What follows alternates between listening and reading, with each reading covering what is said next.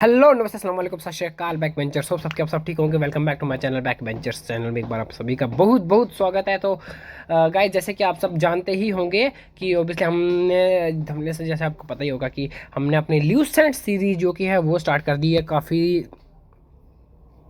एक minute.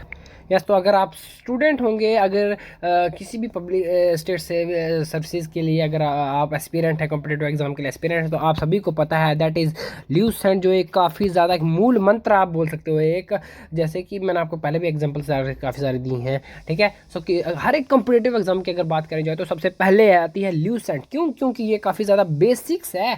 Okay guys, तो जैसे कि मैंने पहले बताया कि दैट इज़ हम बड़ी बड़ी रेफरेंस बुक्स पढ़ना स्टार्ट कर देते हैं, वगैरह वगैरह बड़ी बुक्स पढ़ना स्टार्ट कर, बट द थिंग इज़ कि हमारे बेसिक्स ही क्लियर नहीं है। ऐसे जब हम वो वाली पढ़ते हैं तो उस टाइम हमको समझ नहीं आती है। इसी को देखते हुए मैंने ल्यूसेंट सीरीज स्टार्ट की। पूरा अगर आप यूट्यूब पे देख लो तो हिंदी मीडियम में अवेलेबल है, लेकिन इंग्लिश मीडियम में अगर बात करो तो सिर्फ उसके एमसीक्यूज ही मिलते हैं, बट वगैरह वगैरह, ठीक है। लेकिन हमने जो जिस तरह से कि एज अ स्टूडेंट मुझे फील होता है, कुछ प्रॉब्लम्स होती हैं, कुछ डाउट्स होते हैं, उस तरह से अगर हमको कंटेंट नहीं मिल रहा तो उस हिसाब से मैं चाहता हूँ कि जो शायद ये वाली प्रॉब्लम आपको नहीं आए। दैट्स वाई मैंने ये स्टार्ट की ल्यूसेंट सीरीज। होप सबके आपको सबको पसंद आएगी और आपके जो डाउट हैं वो आप कमेंट कर सकते हो। काफ़ी सारे कमेंट्स में बड़े बार बार बार हर कमेंट आ रहा है कि वीडियो काफ़ी ज़्यादा फास्ट है, उसको स्लो करो स्लो करो। मुझे ये समझ नहीं आ रही है गाइस कि मैं भी कितने बार बता चुका हूँ कि जो कभी कभी वो वीडियो रिकॉर्ड करते हुए, क्योंकि हम देखते हैं कि मैंने जैसे कि हम बात किया कि जो जो बी एच एस सी अगर हमारी आप सीरीज़ उसकी बात करो, राइट। तो उस सीरीज़ में काफ़ी जो चैप्टर है वो काफ़ी ज़्यादा डीप है। जैसे कि मैंने बताया हो कि जैसे जैसे हम पढ़ते जाते हैं हमारा जब लेवल अप होता जाता है तो जो सिलेबस है वो डीप होता जाता है, ठीक है। सो उस सिलेबस को कवर करने के चक्कर में जब मैं पूरी वीडियो बनाता हूँ तो वो काफ़ी ज़्यादा लंबी हो जाती है। सो उसको टाइम पीरियड के अंदर रखने के लिए मुझे 30 to 45 मिनट्स के अंदर रखने के लिए उसको 1.5 की स्पीड में रखना पड़ता है। ओके, जिससे कि वीडियो नॉर्मल नॉर्मल साइज है, तो 1 डेढ़ घंटे की हो जाएगा तो काफ़ी ज़्यादा बोर हो गया। सो उसके लिए आप क्या कर सकते हो, नॉर्मली ऊपर सेटिंग से जाके स्पीड कम कर सकते हो। इतनी छोटी सी बात, बट हर एक बंदा कमेंट कर रहा है कि आप क्या कर रहे हो, आपको चैनल बंद कर दो, ये वगैरह वगैरह। लाइक सीरियसली इससे गाइस होप सबकी ऐसा ना बोले, क्योंकि इससे काफ़ी ज़्यादा डिमोटिवेशन फील होती है। ओके, मैं तो अपनी तरफ से आपको पूरी कोशिश करता हूँ कि आपको आसान से आसान तरीके से मिल सके, क्योंकि एज अ स्टूडेंट जो शायद मैं प्रॉब्लम फेस करता हूँ, जो मेरे दिल में डाउट्स थे वो आपको ना आ सकें, ओनली यही रीज़न है हमारे इस चैनल का। ओके, तो चलो ये तो बात रही उसकी। अब बात करते हैं अपनी ल्यूसेंट की। तो ल्यूसेंट ऑब्वियसली एक काफ़ी ज़्यादा इंपॉर्टेंट सब्जेक्ट बुक है और अपने बेसिक्स को ठीक करने के लिए। सो यही टाइम है guys, this is the time से हम आगे जब हम प्रिपरेशन स्टार्ट करेंगे कि बिल्कुल हमको पकड़ नहीं छोड़नी है, बिल्कुल भी ढील नहीं छोड़नी है। ओके, जितना मुझे अपना बेसिक कंसेप्ट है, जितना मुझे समझ है, मैं आपको पूरी कोशिश करूँगा कि समझ आपके साथ वो अपनी नॉलेज शेयर कर सकूँ और शायद आपको वो काम आ सके। ओके, और अगर बात करें उसके इंटरव्यूज़ की, अगर हम बात करें बड़े बड़े जो ऑफिसर्स होते हैं, बड़े बड़े जो टॉपर्स होते हैं, तो आपने देखा होगा कहीं बार डायरेक्टली उन्होंने रिकमेंड की है ल्यूसेंट से। ओके, कि ये ल्यूसेंट से हमको पता है कि डायरेक्टली क्वेश्चन आते हैं, डायरेक्टली क्वेश्चन उठाए जाते हैं गाइस। सो इसलिए आपको इसको बहुत ज़्यादा सीरियस लेना है। ओके, ल्यूसेंट को हम सीरियसली लेंगे। ओके, तो बिल्कुल पॉइंट टू पॉइंट चलेंगे, बिल्कुल बुक टू बुक चलेंगे, ठीक है। तो एक्चुअली आज एक बार ट्रेजेडी होगी, मैंने 2 3 बार एक्चुअली गाइस पीडीएफ बनाई थी इसकी ल्यूसेंट सीरीज की, ताकि देखो अगर मैं पीडीएफ साइज में लाऊंगा तो वो काफ़ी ज़्यादा अच्छा लगता है देखने में भी, ठीक है, पढ़ने में भी उसमें अच्छा लगता है। बट कुछ रीजंस की वजह से बार बार वो डिलीट हो जाती है या फिर अनसेव होगी, तो उसकी वजह से वो काफ़ी ज़्यादा प्रॉब्लम हो गई थी, ठीक है, काफ़ी ज़्यादा टेंशन होगी, क्योंकि इतना टाइम लगता है बनाने में सबसे पहली बार। सो इसलिए आज मेरी जो ये फर्स्ट वीडियो है, इसलिए मैंने कोशिश की है कि वीडियो मैंने जो बुक का पेज है बिल्कुल वही डायरेक्टली यूज़ किए हैं। ओके, सो आज के फर्स्ट के दिन आप एडजस्ट कर लो, तो नेक्स्ट टाइम से मैं पूरी कोशिश करूँगा कि इसको मैं पीडीएफ फॉर्म में लाऊँ, ताकि देखने में भी और अट्रैक्शन में भी अच्छा लगे। ओके, पढ़ने में भी अच्छा लगे। तो चलो, कोई बात नहीं, हमने से पढ़ना ही है, चाहे ज्ञान कहीं से भी मिले, चाहे जैसा भी मिले। ओके, सब कुछ रह गया इंट्रोडक्शन का, और सब कुछ मैंने आपको बता दिया, ठीक है। तो एक बार वापस बता दूं गाइस, ल्यूसेंट सीरीज बहुत ज़्यादा इंपॉर्टेंट है, इसको हम सीरियसली लेंगे। ओके, सो कोशिश करेंगे एक एक टॉपिक पढ़ेंगे, बिल्कुल अच्छे से पढ़ेंगे।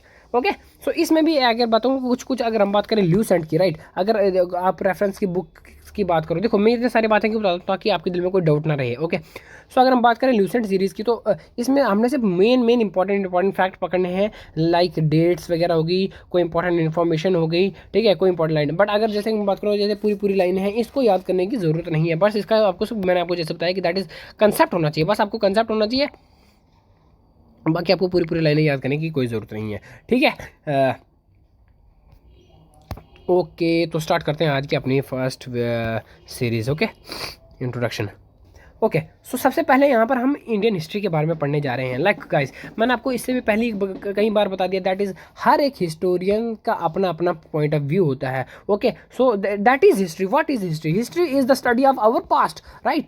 तो अब ज़रूरी नहीं है कि जब हम हिस्ट्री की अगर लेट कर लो कोई डेट ले लो, जैसे आप बात कर रहे हैं 1191 की, ठीक है, या फिर बात करो 1526 की, या फिर बात करो 900 की, ओके, या फिर आप बात करो 1050 एडी की। अच्छा, जो मैंने सारी ये डेटें लिखी है, राइट, नाउ ये सारी हिस्टोरिक है। क्यों? क्योंकि ऑब्वियसली इंडियन टाइम पे कुछ ना कुछ घटनाएं घटी हुई होंगी। बट इसका मतलब क्या है? इसका मतलब यही है कि हिस्टोरी का मतलब जो हमारी बुक्स में है वही हिस्ट्री है? नहीं। देखो, यहाँ पर एक थोड़ा सा कन्फ्यूजन कंसेप्ट पड़ा, बट द थिंग इज जो यहाँ पर टाइम पीरियड की बात होती है, देखो, present, past and future. Okay, sorry, past, present and future. आज का जो इस टाइम का जो प्रेजेंट है, जो आज चल रहा है, जो ठीक है, वो तो प्रेजेंट है, लेकिन जो कल का दिन हो गया, जो यस्टरडे, ठीक है, वो भी एक हिस्ट्री है। ज़रूरी नहीं है कि जो हिस्ट्री हमारा इतिहास मतलब स्टोन एज वही हिस्ट्री है, लेकिन डेट के हिसाब से लेट कर लो आज 12 तारीख है, ठीक है। सो जो कल जो पिछले दिन थी 11 तारीख, ठीक है, और जो आने वाली है वो 13 तारीख है। सो प्रेजेंटली 12 तारीख और जो कल हुआ था 11 तारीख, वो भी हिस्ट्री बन चुकी है। जब वो दिन बीत चुका है वो हिस्ट्री बन चुकी है, चाहे उस दिन कुछ हुआ ना हुआ हो। मैं आपको सिर्फ नॉर्मली एक बात बता रहा हूँ, हिस्ट्री का कंसेप्ट बता रहा हूँ। What is history? History is the study of past, not is the history of not the study of dates which just happen in the historical time. So okay, so वो नहीं है, मैं आपको ऐसे बता रहा हूँ, ठीक है। या फिर वो चीज़ नहीं है जो किसी किताबों में लिखा हुआ, वो हिस्ट्री नहीं है। History is the study of past. Okay, थोड़ा सा कॉम्प्लेक्स मुझे पता होगा, लेकिन हाँ, ओके, आप समझने की कोशिश कीजिए, ठीक है। What is history? हमारा सबसे पहला क्वेश्चन ही आता है, या अगर हम हिस्ट्री के बारे में पढ़े, अगर आपसे कोई पूछ ले तो हिस्ट्री है क्या? History the study of past, is the study of past is called history. Past, ठीक है, भूतकाल के बारे में पढ़ना ही हिस्ट्री, इतिहास माना जाता है। Okay, the English word history is drive from Greek word Historia, ठीक है। कौन से शब्द से निकला है? हिस्टोरिया शब्द से निकला है। जो हिस्ट्री शब्द है वो एक ग्रीक शब्द से निकला हुआ है, ठीक है। हम देखते हैं कि काफ़ी ज़्यादा लैटिन, ग्रीक, ये वाली भाषाएं बड़ी ज़्यादा होती है। क्यों? क्योंकि उस ऐतिहासिक टाइम में अगर हम देखें, जो ज़्यादा साइंटिस्ट हैं, जो सोशलिस्ट, जो बड़े ज़्यादा रिसर्चर्स हैं, इन्फॉर्मेशन है, वो सारे ग्रीक से निकले हैं। और हमको पता कि यहाँ पर ज़्यादा सिविलाइजेशन भी काफ़ी ज़्यादा हुई थी, ठीक है। इसलिए गाइज हम ये स्टार्टिंग में देखते हैं कि हिस्ट्री जो है, हिस्ट्री की जो काफ़ी टर्म्स हैं, जो पॉलिटिकल काफ़ी ज़्यादा टर्म्स हैं, वो ग्रीक से निकली हैं, ठीक है। सो हिस्ट्री जो शब्द है, इंग्लिश का शब्द है, वो एक ग्रीक शब्द, दैट इज हिस्टोरिया, ठीक है। ग्रीक शब्द कौन सा था? हिस्टोरिया, इससे निकला है। ओके, जिसका मतलब क्या होता है? ठीक है, उसका मतलब क्या होता है? जिसका मतलब होता है रिसर्च करना, इंक्वायरी करना, इन्वेस्टिगेशन करना, ओके, जानना, इंफॉर्मेशन इकट्ठा करना, ठीक है, जानकारी हासिल करना, हिस्ट्री का मतलब होता है। बस the knowledge acquired by investigation is known as historia. Okay, देखो, अब देखो, हिस्ट्री जो है वो एक ग्रीक शब्द हिस्टोरिया से निकला है, ठीक है, जिसका मतलब है इंफॉर्मेशन इकट्ठा करना, इन्वेस्टिगेशन करना, इंक्वायरी करना। ओके, और इन प्रोसेस से जो हमको इन्फॉर्मेशन इकट्ठा होती है, जो नॉलेज हमको मिलती है, ठीक है, उसको बोलते हैं Historia. Okay, that is history. Okay, अब आगे देखो, तो यहाँ से अब इसे एक कंसेप्ट हमको पता लग गया। देखो, मेन कंसेप्ट गर्ल्स लेके चलना है, देखिए कुछ नहीं। सबसे पहले ये देखो, हमने क्या पढ़ा? हमने पढ़ा हिस्ट्री का मतलब होता है study of past, first point, right. उसको सेकंड हमने पॉइंट क्या पढ़ा? जो हिस्ट्री जो इंग्लिश शब्द है, ठीक है, हिस्ट्री, वो किस इंग्लिश शब्द कौन से निकला है? ग्रीक से निकला है। कौन सी लैंग्वेज से निकला है? ग्रीक में कौन सा वर्ड था? हिस्टोरिया, जिसका मतलब होता है इंफॉर्मेशन इकट्ठा करना, इंक्वायरी करना, ठीक है, इन्वेस्टिगेशन करना। और इनसे जब कोई नॉलेज हमको मिलती है इन सभी प्रोसेस से, तो उसको बोलते हैं हिस्टोरिया या हिस्ट्री, हमारा इतिहास, ठीक है। 2 पॉइंट्स हमने पढ़ लिए। ओके, बस देखो, ये चीज़ है, मेन कंसेप्ट याद रखना है। बाकी जो इंग्लिश वाली लाइन है, इनको याद रखना अपनी मर्जी, इन्हें ज़रूरी नहीं है, आप अपने से भी वर्ड्स लिख सकते हो, बट द थिंग इज कि मेन कंसेप्ट याद होना चाहिए। आगे बढ़ते हैं। ओके, सो नेक्स्ट पॉइंट क्या है? द ग्रीक हिस्टोरियन हीरोडोटस, ठीक है। अब ग्रीक का इतिहासकार कौन है? हीरोडोटस है। ओके, ना सिर्फ हीरोडोटस नहीं है, एक हीरोडोटस की बात चल रही है, ठीक है, जिसका टाइम पीरियड कितना था? 484 BC से लेकर 425 BC। टाइम पीरियड नोट करेंगे याद करने के लिए, बट इतना ज़रूरी नहीं है। अब देखो, यहाँ पर जो शब्द आ रहा है BC और AD, ये शब्द भी आएगा, इसका भी कंसेप्ट मैं आपको बताऊंगा, ओके, आगे जाके। ओके। सो जो हेरोडोटस है इसका नाम याद रखना जरूरी है, इसका जो टाइम पीरियड है इतना ज़्यादा याद रखना जरूरी नहीं है, बट अगर आपने नॉलेज के लिए रख लो तो क्या बुरी बात है। Okay. Was the first real historian of the world, he wrote only one book, the histories. ठीक है, 430 में इस टाइम ये टाइम पीरियड याद रखना ज़रूरी है। इसने हीरोडोटस जो थे वो ग्रीक जो देखो हीरोडोटस जो थे वो कहाँ के थे, ग्रीक के जो हिस्टोरियन थे। उन्होंने एक बुक लिखी, कौन सी बुक लिखी, द हिस्टोरीज। कब लिखी, 430 BC में लिखी। ओके, ये टाइम पीरियड याद रखना ज़रूरी है और ये बुक का नाम भी याद रखना ज़रूरी है। The histories describe background and the events of Greco-Persian, Greek-Iranian wars. First of all, Roman philosopher Caesarion, time period क्या है 106 से 43 BC। ओके, अब देखो टाइम पीछे चलता रहा है, इसका मैं आपको कॉन्सेप्ट बताऊंगा। ठीक है, ओके। ये कॉल्ड हिम द फादर। अच्छा देखो यहाँ पर ये इस पूरे पॉइंट, एक मिनट, इस पूरे पैसे का एक पॉइंट निकल कर मिलता है। इससे आपको क्या सीखने को मिलता है, क्या इन्फॉर्मेशन मिलती है। देखो हमने एक पॉइंट पे इतना एक पैराग्राफ को पकड़ना, उसकी इन्फॉर्मेशन निकालनी है। अब इस पैराग्राफ से हमको क्या इन्फॉर्मेशन मिलती है। सबसे पहले हीरोडोटस जो कि एक हिस्टोरियन थे, कहाँ के थे, ग्रीक के थे। ठीक है जी, ओके। इसका टाइम पीरियड हमको पता है लेकिन नोट करने की जरूरत नहीं है। ओके, तो हीरोडोटस ने एक बुक लिखी थी, कौन सी लिखी थी, द हिस्टोरीज। ठीक है, हिस्टोरीज कब लिखी थी, 430 BC में।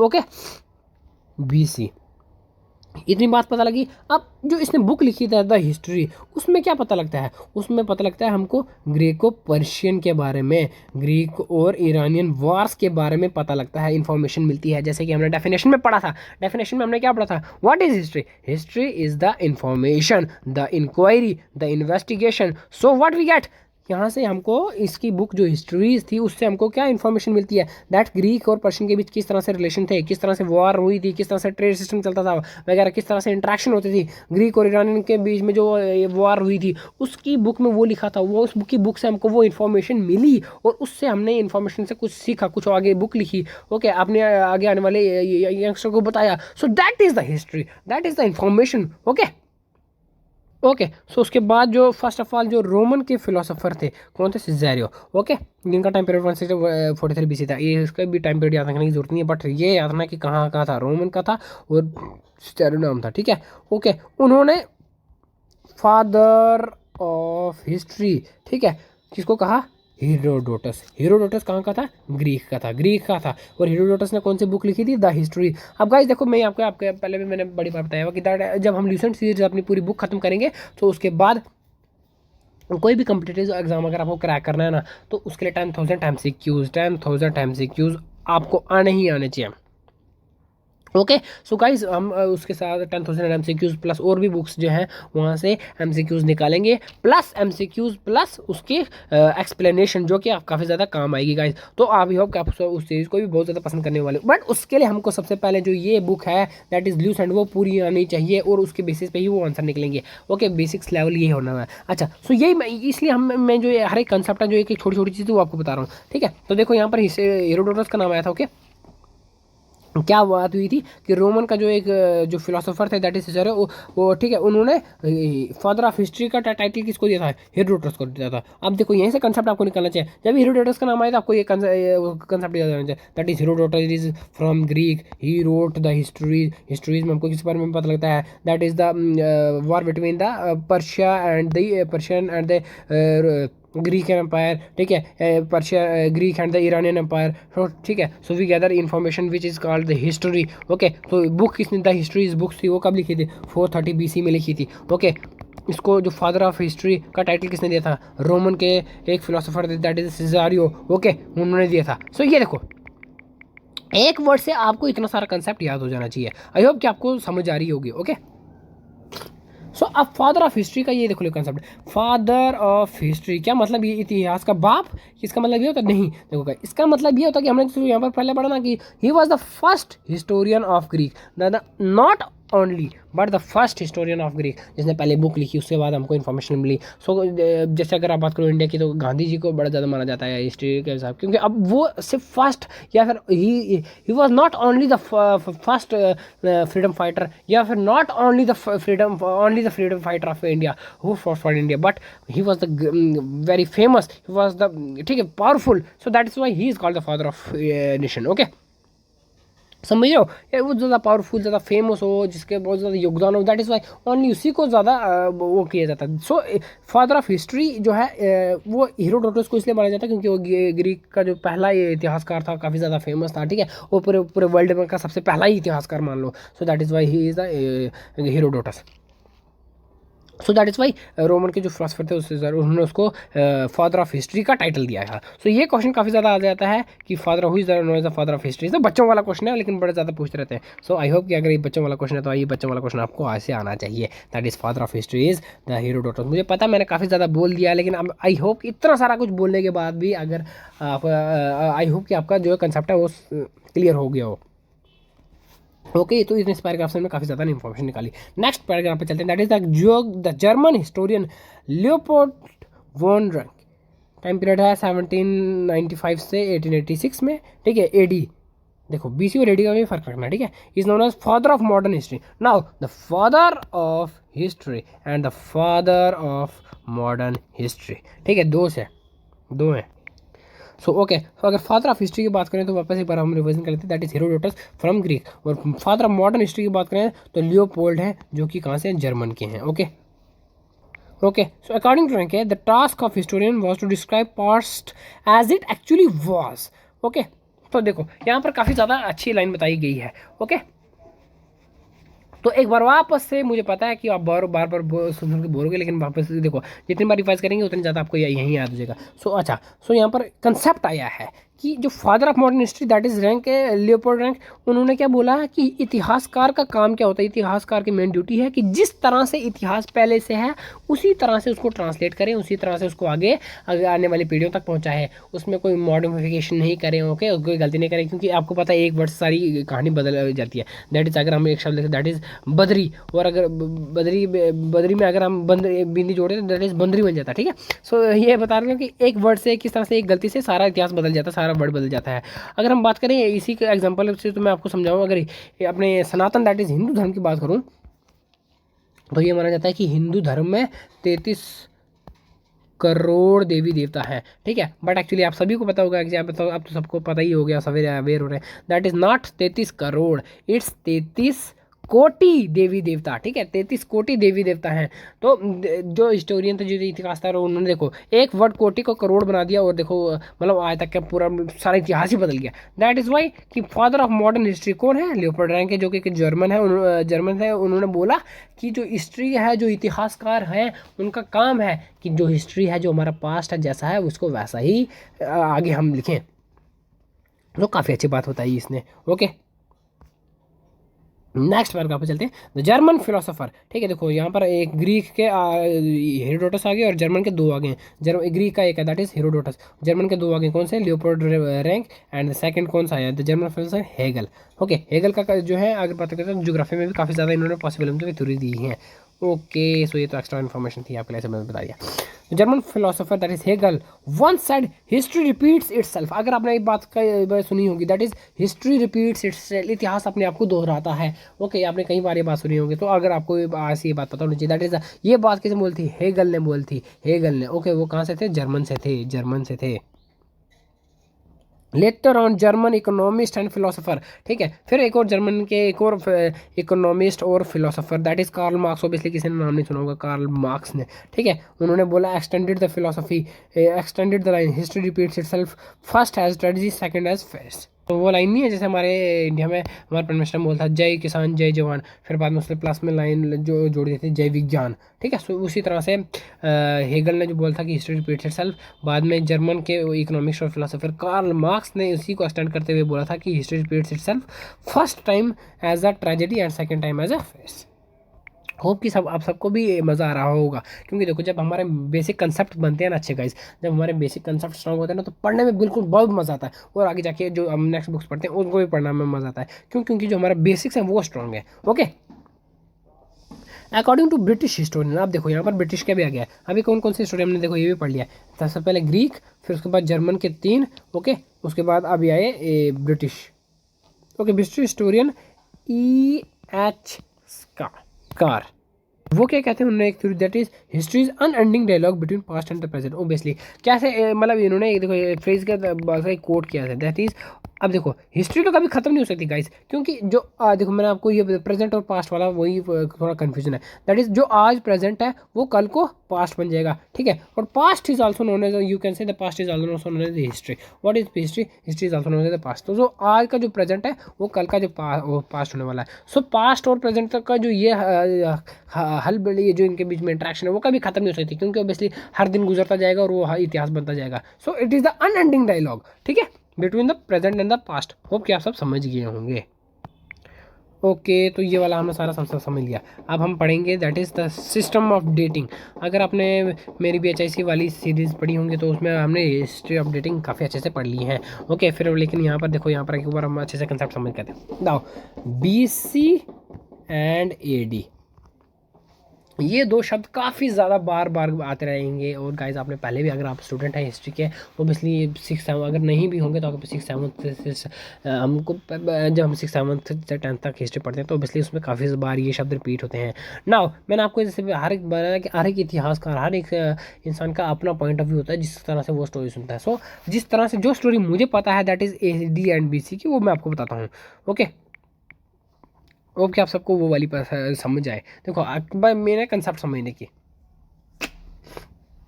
सो मैंने आपको पहले भी बताया कि बड़ी बार अलग, हर एक अलग अलग थ्योरीज हैं, ठीक है। सो अच्छा, AC और BDC का मैं आपको एक बता देता हूँ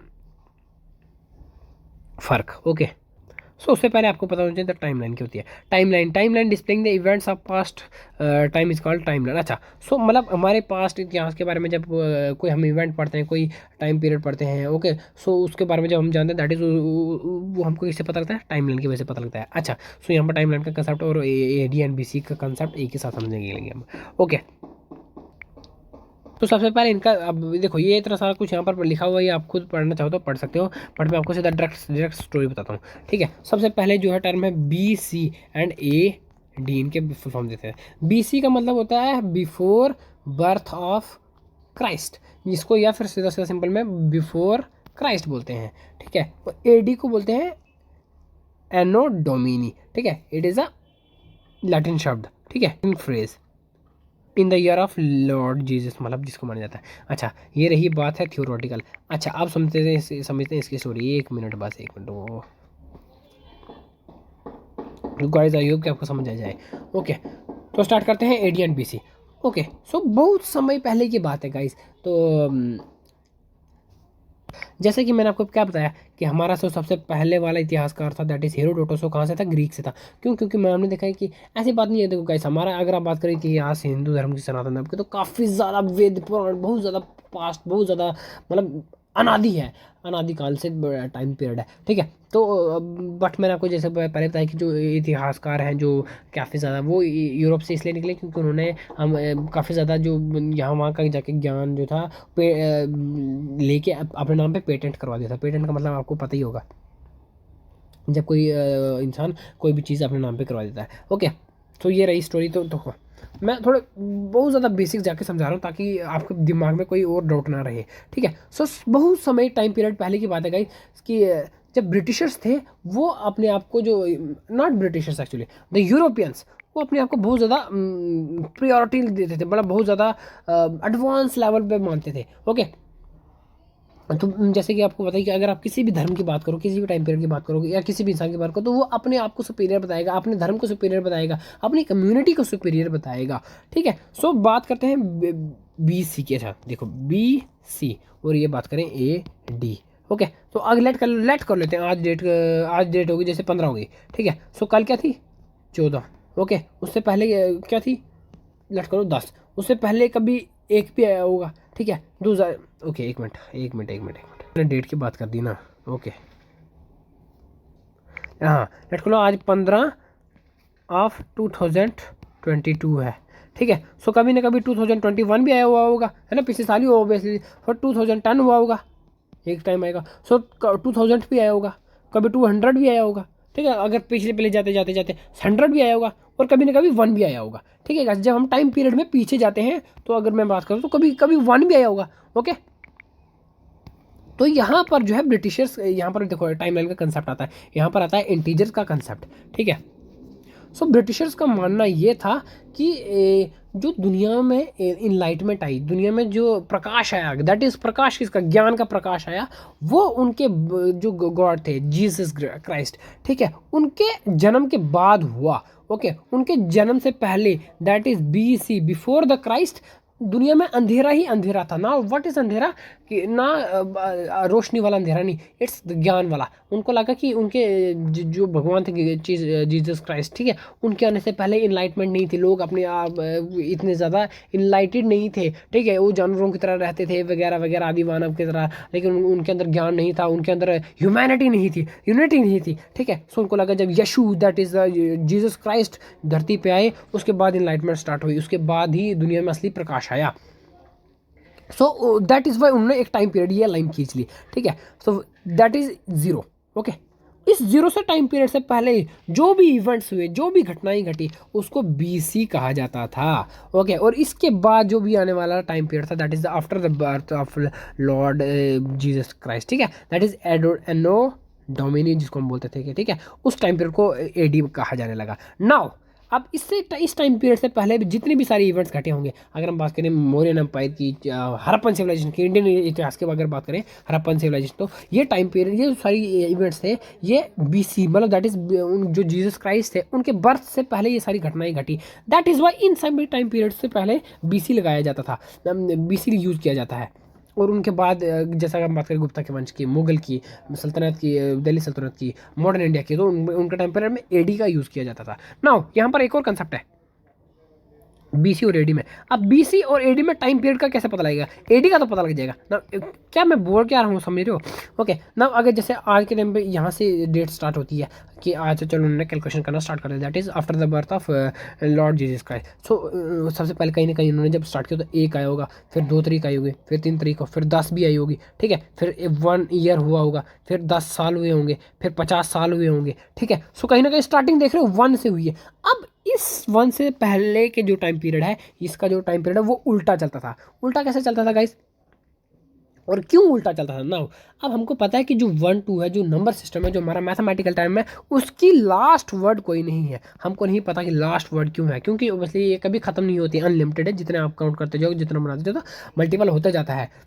ओके गाइस, सो अब यहाँ से इन्होंने यहाँ पर फर्स्ट रखा कि उसकी यहाँ सेकंड रखा, यहाँ थर्ड रखा, ठीक है, क्योंकि ताकि जो लास्ट वाले डेट हो उसका पास हमारा टाइम पीरियड हो। लेट करो हमारा लास्ट हमारे पास क्या है, 2500 BC है, ठीक है, 2500 BC है। ओके, क्योंकि अब 25 ऐसा नहीं है कि 2500 के बाद 26 नहीं हो सकता, 26 के बाद 27 नहीं हो सकता, वो है, बट उसके हमारे पास रिटर्न या फिर उसके पास हमारे पास कोई एविडेंस नहीं है कि दैट उस टाइम पीरियड में क्या हुआ होगा। क्योंकि हम ऑब्वियसली जब भी हम हिस्ट्री की बात करें तो हम रिटर्न इतिहास की बात करते हैं, सॉरी रिटर्न एविडेंस की बात करते हैं। अगर हमारे पास किसी चीज़ का रिटर्न एविडेंस है तो हम उसको मानते हैं। तो 2500 BC तक टाइम पीरियड का तक का हमारे पास जो है रिटर्न एविडेंस है, जिसको देख के हम बता सकते हैं कि भाई ऐसे उस टाइम ऐसे हुआ होगा, ऐसा हुआ होगा। मैं ऐसा एग्जाम्पल बता रहा हूँ, क्या पता 4800 तक BC तक के भी हमको एविडेंस मिले हों। बट अब ऐसा नहीं है ना कि हम यहाँ से डेट स्टार्ट करें, दैट इज़ यहाँ पर 1 आएगा, यहाँ पर 2 आएगा, यहाँ पर 3 आएगा, और यहाँ पर जहाँ से AD स्टार्ट हो रहा है, और AD स्टार्ट होने से पहले जो ये इस मूवमेंट पे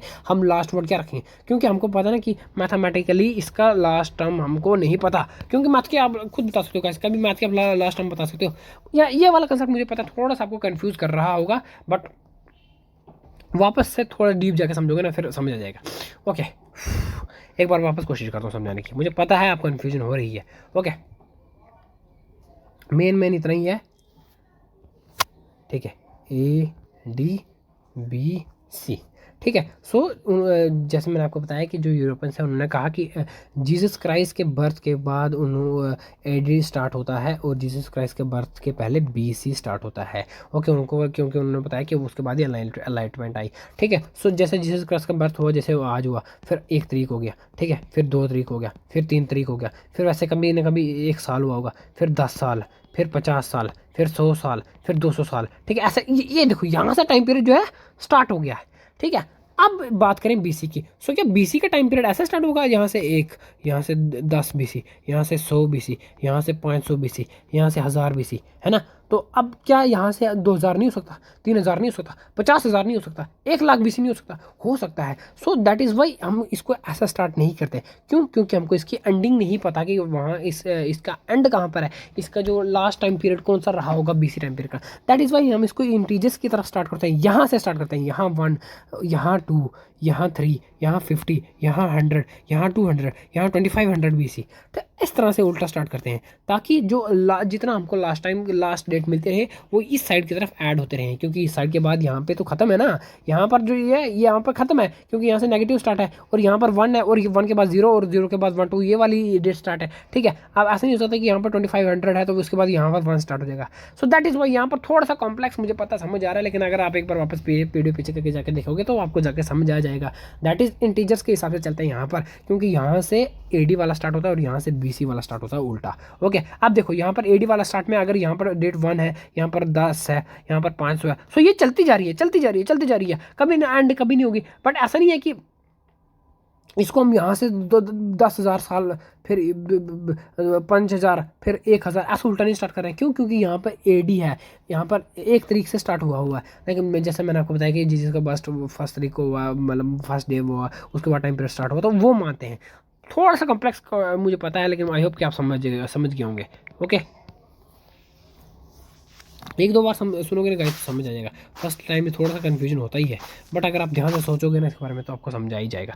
ओके, इतना करने के बाद आई होप कि आप समझ गए होंगे। ओके, सो BC में जो है टाइम पीरियड, एक और बार लास्ट में बताता हूँ, BC में जो टाइम पीरियड है वो उल्टा चलता है। जैसे कि सबसे पहले 2500 BC आएगा, फिर 24 आएगा, फिर 23 आएगा, फिर 20 आएगा, फिर 10 आएगा, फिर 5 आएगा, फिर 100 BC आएगा, फिर 10 BC आएगा, फिर 1 BC आएगा। ठीक है, उसके बाद AD स्टार्ट होगा। सो दैट इज़ वाई, देखो टाइमलाइन देख रहे हो, इसलिए तो ऐसे है गाइस।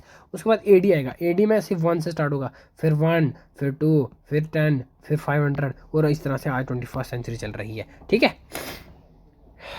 जो मेन समरी जो आई लास्ट में बताई, मुझे लगता है इससे आपको और समझ आ ही गया होगा। ओके गाइस, सो इसलिए हम बात करते हैं इसकी। तो अगर हम बात करें हड़प्पन सिविलाइजेशन की, तो एज एग्जांपल के तौर पे अगर मैं आपको बताऊं तो हड़प्पन सिविलाइजेशन की टाइम पीरियड क्या है। हड़प्पन सिविलाइजेशन की टाइम पीरियड जो मोस्टली है वो 2500 BC से 18 या 1700 BC तक मानी जाती है। इसी की बात करें अगर हम दिल्ली सल्तनत की, अगर आप बात करो मुगल एम्पायर की, तो मुगल एम्पायर की टाइम पीरियड क्या है, 1526 AD टू 1857 AD। ठीक है, तो AD और BC का कंसेप्ट आई होप कि आप समझ ही गए होंगे। ओके, अगर फिर भी अगर आपको नहीं समझा होगा तो आप कमेंट कर सकते हो, मैं नेक्स्ट वीडियो में फिर कोशिश करता हूँ। तो गाइस, जैसे कि मैंने आपको बताया ना, आज का थोड़ा सा टाइम पीरियड में जो PDF 2-3 बार डिलीट हो गया, इसलिए मैंने पेज टू पेज उठाया हुआ है, लेकिन कल से मैं पूरी कोशिश करूँगा मैं PDF ला सकूँ। ओके, तो अब नेक्स्ट टॉपिक समझते हैं, दैट इज़ टाइम ग्लॉसरी। तो अभी तक हमने क्या समझ लिया, अभी तक हमने समझ लिया व्हाट इज़ हिस्ट्री। ठीक है, उसके बाद बड़े सारे ज्योग्राफर्स के जो पॉइंट थे वो पढ़े, हेरोडोटस के बारे में पढ़ा, हेगल के बारे में पढ़ा, कार्ल मार्क्स के बारे में पढ़ा। ओके, उसके बाद हमने क्या पढ़ा, उसके बाद हमने पढ़ा AD एंड BC। ओके, उसके बाद हमने क्या पढ़ा, time line. Okay, that is time line को आप इंटीजर्स बोल सकते हो। ओके, तो देखो हमने 4-5 कंसेप्ट पढ़ लिए हैं, और आई होप कि आपको बहुत ज़्यादा समझ आ गए होंगे। डीप में जाके मैंने समझाया पूरी जितनी कोशिश कर सकता था। Okay, now next topic is what is time glossary. Time glossary क्या होती है? ठीक है, time glossary is concern with time is known as, तो मतलब जो टाइम नाम से पता रहता है जो टाइम के साथ कंसर्न है उसके बाद टाइम ग्लॉसरी बोलते हैं। ओके, अच्छा, सो नॉर्मली समझाता हूँ मैं आपको। अच्छा, आपने कभी सोचा कि जैसे 1 2 3 4 5 6 100 है, तो फिर वापस 100 के बाद 1 क्यों नहीं स्टार्ट किया? ठीक है, या फिर हम अगर हम मैथमेटिकली देखो तो 5 का स्क्वायर लिखते हैं हम, तो 5 का स्क्वायर क्यों लिखते हैं? 5 × 5 ही क्यों नहीं लिख देते हैं? ठीक है, 100 है तो 100 का स्क्वायर क्यों लिखते हैं? ठीक है, 100 है तो 100 × 100 क्यों लिख देते हैं? वाई, दैट इज़ वाई, क्योंकि हम अपने जो टर्म्स है ना इनको बड़ा नहीं करना चाहते हैं। ठीक है, अब 10,000 को अगर हम बात करें 100 को, ठीक है, 100 को तो हम ऐसे भी लिख सकते हैं 10 का स्क्वायर। ठीक है, सो ये लिखना ठीक है या फिर ये लिखना, दोनों लिखना ठीक है। बट अगर देखा जाए तो ये टर्म्स है जो कम है, मतलब हम कोशिश करते हैं कि जो क्वांटिटी है वो कम होती रहे, क्योंकि जो मैंने आपको बताया कि मैथमेटिकल क्वांटिटीज़ है, मैथमेटिकल जो टर्म्स है वो काफ़ी अनलिमिटेड है गाइस। तो हम कोशिश करते हैं जो मैथमेटिशियंस हैं उनको कोशिश करते रहते हैं कि जो टर्म्स हैं उनको कम से कम हिसाब से लिखा जाए। दैट इज़ वाई अगर हम बात करें 100 की, ठीक है, तो 100 को जो है सेंचुरी बोलते हैं, CENT बस शॉर्ट में, century. Okay, so that is why, इसीलिए टाइम पीरियड सेंचुरी का मतलब ही होता है 100, ठीक है। सो इसलिए इसको शॉर्ट टर्म्स में लिखा गया है, ठीक है। आगे जाके समझाऊंगा एग्जाम्पल से। ओके, सो जो कुछ इंपॉर्टेंट टर्म्स हैं जो कि हम देखते हैं। ओके, सो डेकेड, सबसे पहला है डेकेड। तो डेकेड किसको बोलते हैं? The time period of 10 years, ठीक है, टाइम 10 साल का जो टाइम पीरियड है। अगर आपको 10 साल का टाइम पीरियड निकालना हो, 10 साल का टाइम पीरियड लिखना हो तो काफ़ी ज़्यादा लंबा और मुश्किल होता है, इसलिए इसको सिंपली मैथमेटिकल टर्म में क्या बोलते हैं? डेकेड बोलते हैं, डेकेड, ठीक है।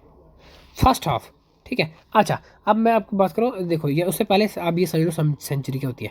देखो सेंचुरी का तो आपको सबको पता है, जैसे क्रिकेट प्लेयर आपको सबको पता है, सेंचुरी का मतलब होता है 100। तो मतलब 100 साल का यहाँ पर बात किस क्रिकेट की नहीं हो रही, बात हो रही है टाइम की। What is time? ग्लॉसरी की बात पढ़ रहे हैं, तो what is study of time, ठीक है। सो 100 साल का जो टाइम पीरियड है, ठीक है, जो 100 साल का टाइम पीरियड है उसको सेंचुरी बोलते हैं, ठीक है। एक सेंचुरी इसका 100 साल का टाइम पीरियड अगर हम बात कर लें, ठीक है। तो जैसे 2000 सेंचुरी, 3000, 5000 की निकाली हो तो हम इसलिए सेंचुरी, एक सेंचुरी के साथ उसको मल्टीप्लाई करके निकाल सकते हैं।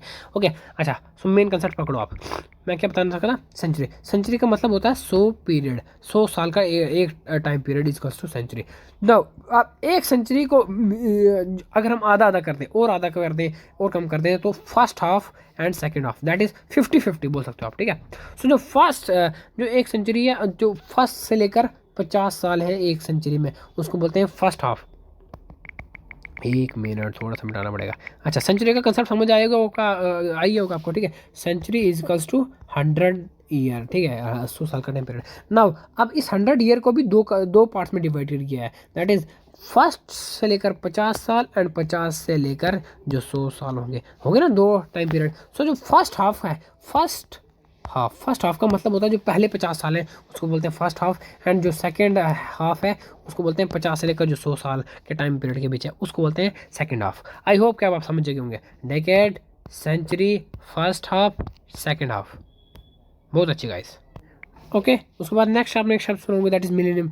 एक इसका टाइम पीरियड होता है 1000 साल, ठीक है, मिलेनियम। देखो ये कौन सा टाइम पीरियड चल रहा है? 2000 चल रहा है, हम लिखते हैं ना 2021, देखो, ठीक है। सो 1000 को भी कम काउंट करने के लिए इन्होंने शब्द, दैट इज मिलेनियम।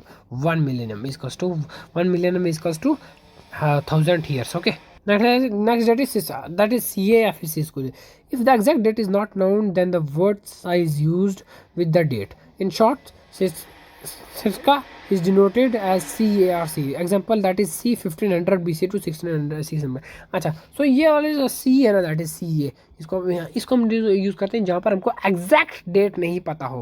लाइक अगर हम बात करें कि मैंने आप बोला ना, अगर लेट कर लो एग्जांपल दो, हड़प्पन की भी बात कर लो, तो अब मुझे नहीं पता कि हड़प्पन सिविलाइजेशन की कौन सी डेट है, क्योंकि मैंने आपको बताया ना कि हर एक स्कॉलर ने अलग अलग टाइम बताया। तो हम यूज़ कर सकते हैं C, दैट इज C 2500 से G तो 1700 BC, ठीक है। सी मतलब एग्जैक्ट डेट नहीं पता, एग्जैक्ट टाइम पीरियड नहीं पता, so that is why see. Sir ये आपको याद रखना है, सी जब यूज़ होगा। ओके, इसका मतलब वहाँ पर ये बताया गया कि हमको एग्जैक्ट डेट नहीं पता, अप्रॉक्सीमेटली, या फिर जो लोग ज़्यादा यूज़ करते हैं, दैट्स वाई वो। ओके, अब यहाँ पर थोड़े से इसके एग्जांपल्स भी देख लें, यहाँ पर जो हमने पढ़े। First decade of 20th century AD, ठीक है। फर्स्ट डेकेड मतलब अब देखो, मैंने आपको बताया था फर्स्ट डेकेड मतलब जो पहला 10 साल का पीरियड है, टाइम पीरियड है, 10 साल का time period of 20th century. 20वीं शताब्दी का जो पहला 10 साल है उसका मतलब क्या होगा? दैट इज मतलब 1901 से लेकर 1910 तक, ठीक है, क्योंकि जो पहले 10 साल हैं, ठीक है। अगर उसी की बात करो 20वीं शताब्दी की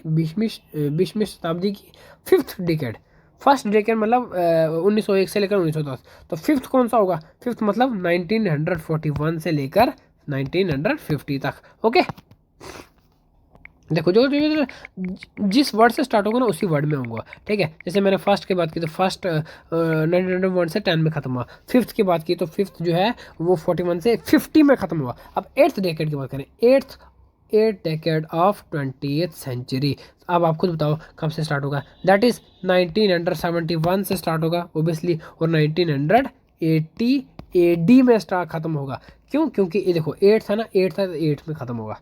ओके, अब last decade of 20th century, last मैंने आपको लास्ट मतलब ऑब्वियसली जो 100 पे काउंटिंग खत्म होती है एक पर्टिकुलर लाइन की, एक पर्टिकुलर वर्ड की, that is okay. So 20th century का जो हमारा जो है, सॉरी 20th सेंचुरी का लास्ट डेकेड कौन सा होगा, 1991 से 2000। ओके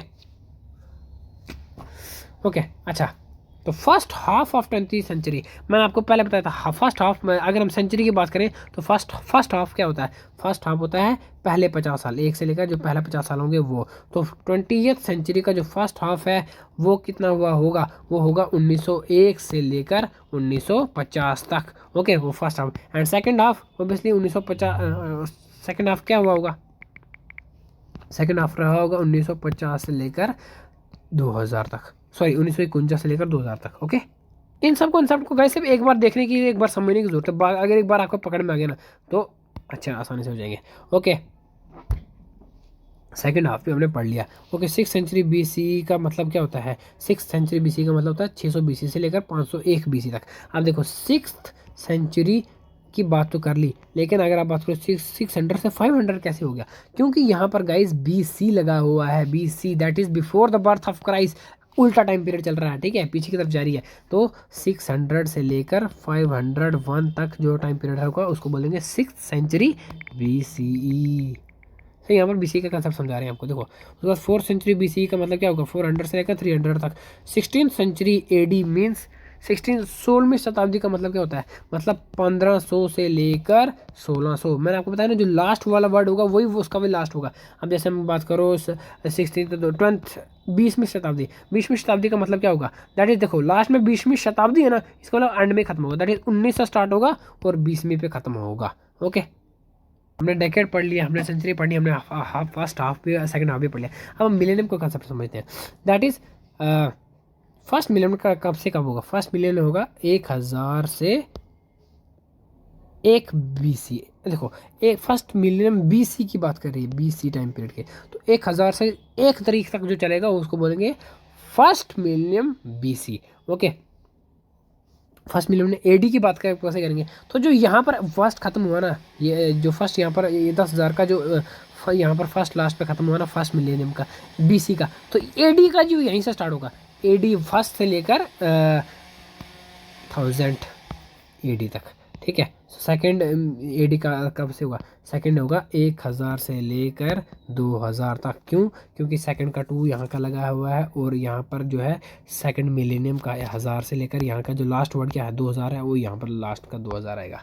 ओके, थोड़ा सा कंसेप्ट मुझे पता है वो है, लेकिन अगर आप आराम से एक बार देखेंगे ना आराम से समझ आएगा आपको गाइस। देखो यहाँ पर मेन कंसेप्ट अगर यहाँ पर छोड़ दिया ना तो प्रॉब्लम हो जाएगी आगे जाके, इसलिए छोड़ना नहीं है। ओके, तो ये हमने पढ़ लिया। अब बात करते हैं पीरियड्स की, पीरियड के टाइम फिर बात करते हैं। पीरियड मतलब समय, युग। ओके, तो पीरियड भी काफ़ी ज़्यादा टाइम पीरियड में डिवाइडेड किए हैं। सो अब बात करें अगर हम हिस्ट्री की, तो हिस्ट्री जो जनरली 2 टाइम पीरियड में डिवाइड किया गया है, that is pre historic and the historic. अच्छा, 2 हैं, प्री हिस्टोरिक क्या है और हिस्टोरिक क्या है, देखते हैं। The period that have no written evidence is called pre historic. वो इतिहास, वो समय काल जिसका कोई लिखित अवशेष नहीं हो, जिसका कोई लिखित एविडेंस नहीं हो, उसको प्री हिस्टोरिक बोलते हैं गाइज। अगर हम बात करें हड़प्पन सिविलाइजेशन से भी पहले टाइम पीरियड के, स्टोन एज की बात कर लो आप, ठीक है, जो लोग स्टोन एज की मतलब जहाँ पर लोग पत्थर वगैरह यूज़ करके गुफाओं में रहते थे, ठीक है, तो वो है प्री हिस्टोरिक, क्योंकि उन लोगों को लिखना पढ़ना नहीं आता था, उनके टाइम पीरियड में लिखाई पढ़ाई नहीं थी, रिटन स्क्रिप्ट नहीं थी। सो अगर आज के टाइम पीरियड में हमको उनके बारे में जानना हो तो आर्कियोलॉजी की मदद से जानते हैं, जो कि हम नेक्स्ट चैप्टर में पढ़ने वाले, दैट इज सोर्सेज, कि हमको किसी के बारे में कैसे पता लगता है, दैट इज सोर्सेज से पता लगता है। तो हमको स्टोन एज के टाइम पीरियड के जो लोग थे उनके बारे में लिखित अवशेष नहीं मिले हैं कोई, हम आर्कियोलॉजी से, दैट इज पोर्ट्री, उनके जो हड्डियाँ अवशेष वगैरह उनके हिसाब से पता लगाते हैं, बट लिखित के हिसाब से अगर लिखाई के राइटिंग की बात करो तो वो उनके टाइम पीरियड में नहीं थी। सो उस टाइम पीरियड को बोलेंगे प्री हिस्टोरिक, मतलब जिस टाइम पीरियड में लिखाई नहीं होती थी, रिटन एविडेंस नहीं होती थी। ओके, हिस्टोरी कौन सा हो गया, ऑब्वियसली जिसमें लिखाई का काम होता था, जिसमें लिखाई पढ़ाई वगैरह होती थी, रिटर्न स्क्रिप्ट आ गई थी, उसका इन्वेंशन हो गया था। अगर बात करो जैसे कि मौर्यन एम्पायर, गुप्ता एम्पायर, ठीक है, मुगल एम्पायर की बात करो तो वो उन टाइम पीरियड पे जो थे लिखित के अवशेष हमको मिलते हैं। ओके, वेद पुराण की बात कर लो आप, तो वो उस टाइम पीरियड पे तो होती थी ना लिखाई पढ़ाई। ओके, सिंपल शब्दों में कहा जाए तो लिखाई, दैट इज़ राइटिंग के टाइम पीरियड से पहले, जब लिखाई स्टार्ट हुई उसके टाइम पीरियड से पहले जो भी टाइम पीरियड था, जो भी समय काल रहा था, उसको बोलते हैं प्री हिस्टोरिक। और लिखाई जब से स्टार्ट हुई उसके बाद उसको टाइम को बोलते हैं हिस्टोरिक। ओके, सो जो प्री हिस्टोरिक टाइम पीरियड है वो कहाँ से कहाँ तक माना जाता है?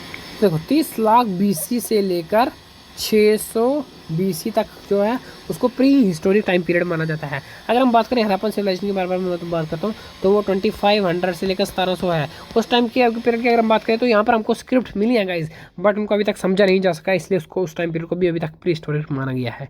सो ये याद रखना, 30 लाख टू 600 BC तक के टाइम पीरियड को, इतने समय युग को प्री हिस्टोरिक माना जाता है। मतलब लिखाई तक नहीं थी इस टाइम तक, उसके बाद लेटर एविडेंस हमको मिलते हैं। Okay, and time period after 600 BC to आज तक, 600 BC से लेकर आज तक टिल डेट, आज तक के टाइम पीरियड में हमको जो भी सारे अपडेट मिलते हैं वो हिस्टोरिक माना जाता है, क्योंकि ऑब्वियसली इनको हम समझ सकते हैं। Okay, three party division. Okay, एक होते हैं history is more prevalent according to the history is divided into 3 periods, pre historic, proto historic and the historic. इस हिसाब से जो इतिहास है वो 3 डिवीजन में डिवाइड किया गया है, that is pre historic, historic and proto historic. देखो ये मैंने क्रोनोलॉजिकली में लिखा हुआ है। ओके, देखो मैंने आपको बात की ना क्रोनोलॉजी की, ठीक है। सो 2 है, bipartite division and tripartite division, ठीक है। बाई पैटी में 2 बताया, prehistoric and historic. Tripartite में 3 बताया हुआ, historic, prehistoric and the protohistoric. Okay, proto का मतलब था बाद में, ठीक है। जैसे कि अगर हम बात कर लें तो दिल्ली सल्तनत की बात करो, अगर दिल्ली सल्तनत की बात करो, दिल्ली सल्तनत से प्री हिस्ट्री में क्या आया, ठीक है, चोलाज आया, एंशिएंट इंडिया आया। मेडिवल में क्या आया, मेडिवल में आया दिल्ली सल्तनत, ओके, मुगल पीरियड। उसके बाद मॉडर्न में क्या आया, मॉडर्न में आया ब्रिटिशर्स। तो ये आ गया, अगर लेट कर लो जो मेडिवल है वो अगर हिस्टोरिक आ गया, 1 मिनट। सो अगर जो मेडिवल है अगर वो हिस्टोरिक आया तो जो एंशिएंट है वो प्री हिस्टोरिक हो गया, ठीक है। और जो मॉडर्न है उसके लिए वो प्रोटो हो गया, ठीक है। प्रोटो मतलब उसके बाद। ओके, ओके ना, क्रोनोलॉजी गाइस बहुत ज़्यादा इंपॉर्टेंट है, बहुत ज़्यादा। As a student of history आपको क्रोनोलॉजी आनी ही आनी चाहिए, तो मैं आपको बोलूँगा इसको पूरा रट लेना। ओके, सो अगर हम बात करें जर्मन हिस्टोरियन क्रिस्टोफर कैलर्स, जिनका टाइम पीरियड है ये, was the first historian who gave us tripartite division of history. He divided history into 3 periods, that is ancient, medieval and modern, जिसके मैंने आपको एग्जांपल दे दिया आपसे।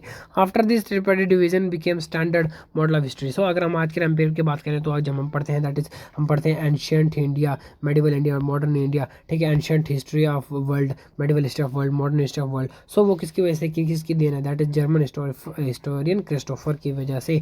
उन्होंने हमको स्टैंडर्ड मेजर्स दिए, ठीक है, क्रोनोलॉजी दी, ठीक है, एंशियंट, मेडिवल और मॉडर्न की। ओके, तो एंशियंट इंडिया की अगर हम बात करें तो टाइम पीरियड के द बिगिनिंग दैट इज 647 से जो लिथिक स्टोन पीरियड है, जो डेथ ऑफ आशा, उस टाइम तक हम एंशियंट पीरियड माने जाता है। ओके, उसके बाद 647 से लेकर, देखो स्टोन एज से लेकर 647 तक जो है वो एंशियंट माना जाता है। 647 से लेकर 1757, ठीक है, जब बैटल ऑफ प्लासी हुई थी उस टाइम तक पीरियड तक को मेडिवल माना जाता है। और 1757 से लेकर आज तक का जो समय है उसको मॉडर्न माना जाता है। ओके, सो देखो ये आ गया प्री हिस्टोरिक। एक बार फिर मैं आपको एग्जांपल की मदद से समझा देता हूँ। ये आ गया प्री हिस्टोरिक, ये आ गया हिस्टोरिक, और ये आ गया प्रोटो हिस्टोरिक। ओके, नाउ ये आपको टेबल कंटेंट पूरा ये पूरी याद रखने हैं। ओके, अगर हम बात करें एंशियंट इंडिया की तो देखो एंशियंट इंडिया के pre historic period 30 lakh to 600 BC तक प्री हिस्टोरिक था। उसके बाद इंडस सिविलाइजेशन आई जिसमें होता है 2500 से 1750 BC तक मानी जाती है। उसके बाद वैदिक कल्चर आया 1500 से 600 BC तक माना जाता है। उसके बाद महाजनपद पीरियड आया, ठीक है, 600 से 322 तक माना जाता है। फिर मौर्यन पीरियड आया 322 से 185 BC तक माना जाता है। तो उल्टा आ रहा, टाइम पीरियड पीछे आ रहा, ठीक है। अब AD तक आएगा। फिर उसके बाद पोस्ट मौर्यन, देखो प्री मौर्यन ये आ गया। अगर हम बात करें यहाँ से, ये आ गया pre Mauryan, Mauryan and the post Mauryan, that is historic, prehistoric and the proto historic, ठीक है। मौर्यन पीरियड ही है। उसके बाद post Mauryan, okay, post modern अब या प्री गुप्ता पीरियड आ गया, तो 185 से 319 तक। अब देखो यहाँ पर गुप्ता पीरियड, ये गुप्ता से पहले का जो टाइम पीरियड प्री, उसके बाद जो उसके बाद है पोस्ट। देखो historic, pre historic, proto historic. देखो समझ लो।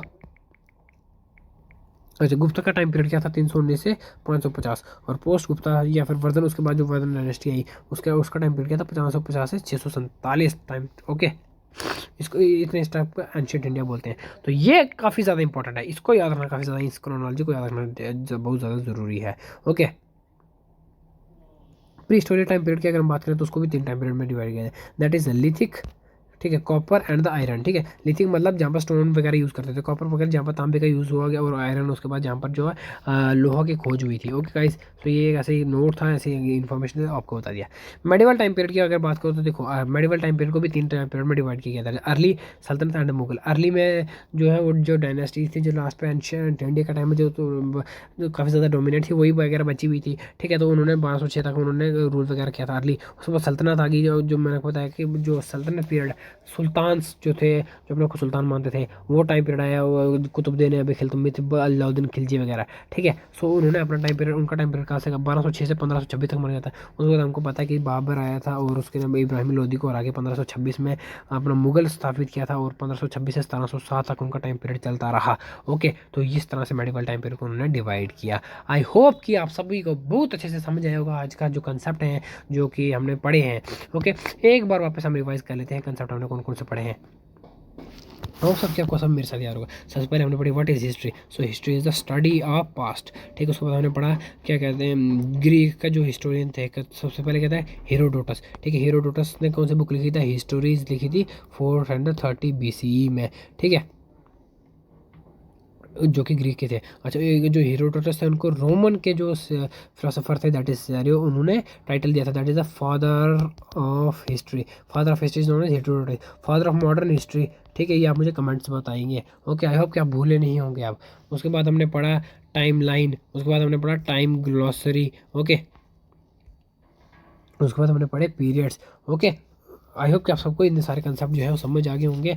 और कमेंट आप अपना कर सकते हैं, जो आपको अगर कुछ मेरे से छूटा हो तो वो बता सकते हैं। ठीक है, तो होप सबके आपको सबको पसंद आई होगी हमारी सीरीज़। मिलते हैं नेक्स्ट वीडियो में। Thank you and bye bye.